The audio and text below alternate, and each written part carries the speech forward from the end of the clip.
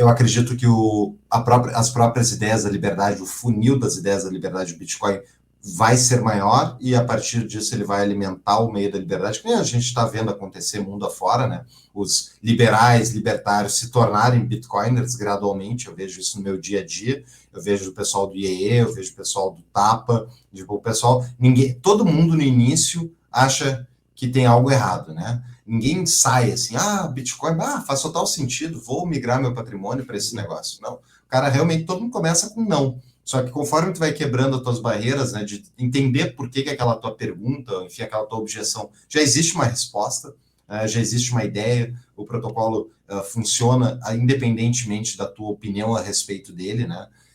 Isso faz com que as pessoas sejam continuamente provocadas a reavaliar suas posições. E ao fazerem isso, elas vão aderindo ao protocolo em vez de contrariar o protocolo. É mais fácil, né?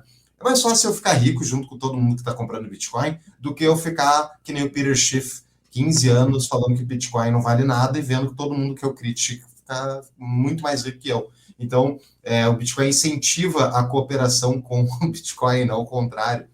Então, eu acredito que sim, eu acho que por esse aspecto de ideias, que é para mim fundamental, ideias, somente ideias vão iluminar a escuridão, como diz o Mises, mas as pessoas, é uma frase bonita, mas ela é muito, muito, muito verdade.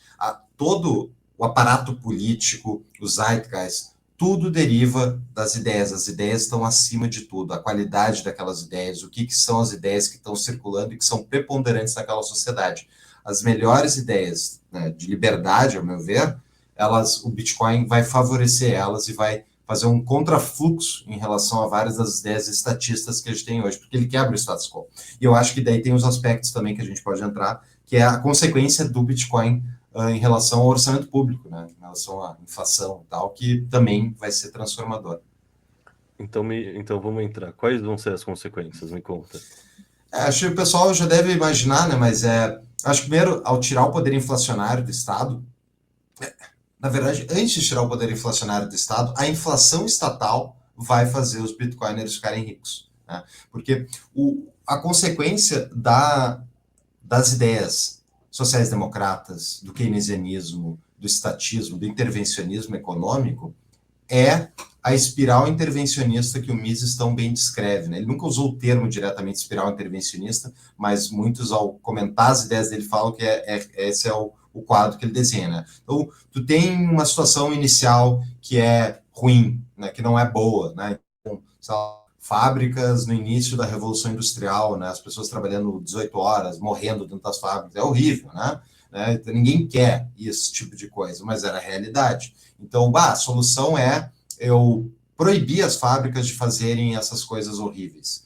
Isso ia gerar necessariamente desemprego, ia gerar mortes do outro lado, porque as pessoas eram paupérrimas, elas não tinham dinheiro, as crianças trabalhavam não porque os pais eram malvados, é porque era a maneira de sobreviver. E como é que aquelas fábricas pararam de fazer isso? Não foi com proibições estatais, foi com concorrência, foi com o aumento do poder econômico da população e as pessoas tendo mais opções, não precisando se sujeitar àquilo. Então, a liberdade econômica, ela permite que o ecossistema, né, daquela sociedade se desenvolva e enriqueça, e daí as escolhas fiquem menos difíceis de serem feitas, né?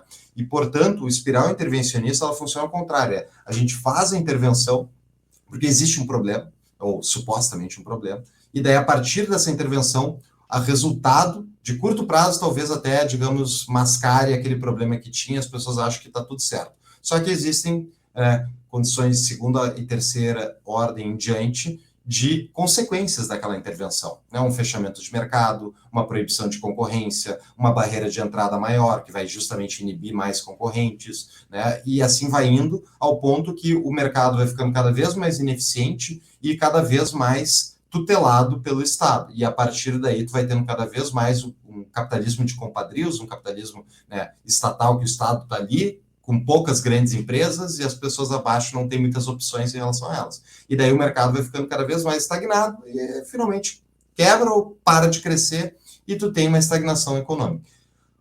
O Bitcoin, ele se beneficia disso, porque o Estado, para fazer tudo o que ele faz, ele imprime dinheiro, ou ele gera dívida, ou ele cobra impostos diretos. Pois bem, inflação, né, impressão de dinheiro. Isso, isso valoriza ativos que são escassos, né, e não só Bitcoin, imóveis. Né? Então, ele valoriza imóveis, ele valoriza ativos, especialmente aqueles de melhor qualidade. As pessoas que estão entrando mais dinheiro naquele sistema, esse dinheiro vai, naturalmente, através dos agentes que estão recebendo aquele dinheiro, vai buscar as melhores propriedades. Eu tenho um gráfico, eu tenho pinado lá no meu Instagram, que é o gráfico do Federal Reserve. Inclusive, eu vi uma vez no Twitter, achei tão bom que eu desconfiei. Não está certo. Eu fui lá e refiz o gráfico no Fred. Basicamente mostra o 0,1% mais rico dos Estados Unidos grudadinho no M2, e a partir dos anos 90 ele sobe escala, e os 50% com menos patrimônio dos Estados Unidos vão crescendo bem pouco, estagnados, assim, e vai se abrindo aquela boca de jacaré. Muitas pessoas, especialmente de esquerda, diziam, desigualdade do capitalismo. Mas quando, na verdade, isso é a desigualdade provocada pela impressora monetária.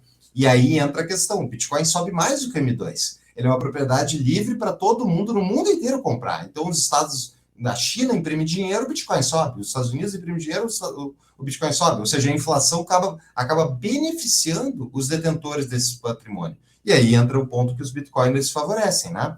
Além do mais, o patrimonial. O imposto patrimonial, o imposto de renda que o Estado usa para financiar suas atividades, ele depende da capacidade do Estado de conseguir coagir essas pessoas em relação ao seu patrimônio. Conforme as pessoas vão comprando Bitcoin sem identificação e vão começando a acumular Bitcoin sem botar no imposto de renda, e isso aí é natural que vai acontecendo, especialmente num sistema que vai cobrando cada vez mais, vai enjaulando as pessoas, vai fechando, vai cobrando isso, vai cobrando aquilo, as pessoas naturalmente elas querem fugir disso, e elas vão procurar alternativas. E daí entra o Bitcoin novamente. Então, essa é a frase até do Saif Dinamus que fala isso, né, que ele fala que o Bitcoin ele não vai acabar com o Estado, ele vai tirar as presas do Estado, né? E eu vejo isso, ele ataca o imposto inflacionário no longuíssimo prazo, e enquanto isso ele vai enriquecendo os bitcoiners, e ele ataca a capacidade do imposto patrimonial também. Ou seja, se o Bitcoin continuar se valorizando e se tornar dominante, o que vai acontecer é que os estados não vão conseguir cobrar tanto de impostos quanto eles cobram hoje. E daí vai haver um momento de decisões difíceis, que essas sociedades vão ter que eleger pessoas que de fato cortem na cara do Estado, né, para diminuir o orçamento público, ou não vai faltar dinheiro.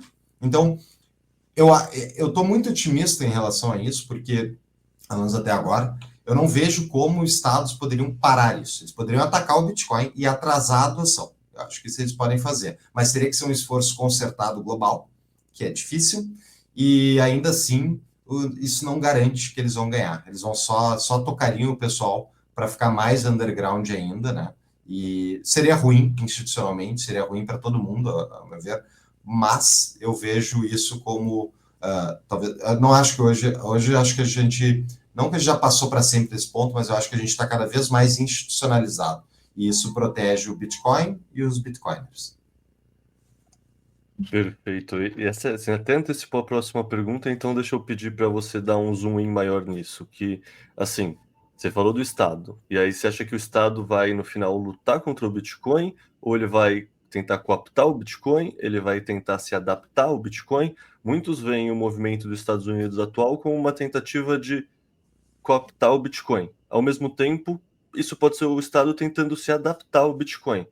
E aí, sei lá, visão minha, a gente sempre pensa no Estado como um ser monolítico que pensa em função do Estado.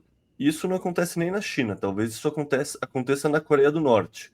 Mas assim, o Estado, na verdade, é composto por indivíduos que têm seus próprios interesses, estão jogando suas próprias teorias dos jogos. Então, assim, talvez eu possa ser um pouco ingênuo, um pouco otimista, um pouco poliana, mas eu não vejo mais como o Estado vai querer lutar contra o Bitcoin. Para mim, os últimos um ano, com tudo que aconteceu nos Estados Unidos, meio que embasa essa tese mais otimista de que, pô, para o Estados Unidos, talvez não seja a melhor estratégia você falar que você vai criar uma reserva estratégica de Bitcoin e anunciar que você vai comprar Bitcoin desde a Bitcoin Conference do ano passado se o Trump ganhasse. Para o indivíduo Trump, é maravilhoso, ele ganhou mais votos, ele ganhou a eleição. Então, assim, os políticos, eles agem com seus interesses de curto prazo num ciclo eleitoral em democracias e com seus interesses de longo prazo, mas de enriquecimento em ditaduras. Então, eu, talvez ingenuamente, vejo muito mais o Estado tentando se adaptar e cooptar do que necessariamente lutando e batendo de frente. Você me acha ingênuo? Como você vê isso? Eu acho que, não, eu concordo contigo, o Estado não é um monolito. Existem muitas pessoas diferentes dentro do Estado, muitos interesses, né? Eu tenho medo só, Caio, de o Bitcoin nos Estados Unidos, especialmente, né? Que quer ou não, como os Estados Unidos age muito, reflete no mundo inteiro, né? Os outros países tiram ideias do que o governo americano está fazendo. Então, hoje está favorável. Eu tenho medo, digamos que eles acumulem Bitcoin bastante, e o Trump se queime, faça várias coisas, saia escorraçado, enfim, saia com uma baixa popularidade e sejam eleitas pessoas que nem Elizabeth Warren ou companhia, uma AOC nos Estados Unidos, um Bernie Sanders. Vira tudo contra. Vocês têm 1 milhão de Bitcoin na reserva estratégica, dependendo do formato da lei, eles podem botar tudo à venda, derrubar o mercado bastante. Obviamente, o Bitcoin vai continuar funcionando e tal, mas o preço seria impactado e isso teria consequências. Eu tenho medo dos estados minerarem Bitcoin e começarem a decidir que transações colocarem dentro dos blocos ou não. Então, isso é uma preocupação. Então, por isso que essa parte política, eu acho que é muito cedo ainda para a gente declarar vitória. E eu acho que a parte da cooptação é o caminho mais provável que eles vão tentar. Até porque, queira ou não, as pessoas podem até achar que drogas têm que ser proibidas, mas todo mundo admite que o Estado não consegue fazer. Bom, o Estado não consegue proibir drogas dentro das cadeias que o Estado administra. Então, né, é uma falência total da própria proibição. E eu acho que muitas pessoas, burocratas e tal, eles enxergam isso e dizem assim, olha, talvez proibir não seja o melhor caminho. Talvez o caminho seja realmente a gente tentar controlar, seja a gente tentar ter alguma influência sobre como o protocolo funciona, talvez seja perseguir os principais lideranças, pessoal do Bitcoin Core, e a gente sabe que o Bitcoin tem maneiras de ser resiliente a esse tipo de coisa, mas tipo, um ataque muito concertado, global, especialmente das grandes potências, eu acho que teria um impacto. Eu não acho que hoje é o mais provável, acho que o mais provável hoje é o Bitcoin, os Bitcoiners se tornarem o Estado, serem eleitos para dentro do Estado, que nem a gente está vendo acontecer. Isso eu acho que é o mais provável de acontecer, né? Porque até o pessoal da Receita Federal deve ter Bitcoin, né? Bastante, e porque eles enxergam a máquina, eles veem todo aquele dinheiro que eles arrecadam e ir para cada coisa, né? Lagosta da STF. Então, eu acho que naturalmente tem gente dentro do Estado que é preza ideias da liberdade. Eu conheço vários. Então, é assim que eu espero que a gente vá quebrando as resistências. Mas daí entra uma questão que é uma questão de narrativa. Né? O ser humano, bom, estudou biologia, o ser humano é um bicho que gosta demais de narrativa. E a narrativa do Bitcoin é muito boa, né? Porque é verdadeira. E ela é muito mais simples de entender. Imprime dinheiro de um lado, ativo finito do outro, Bitcoin sobe, ok.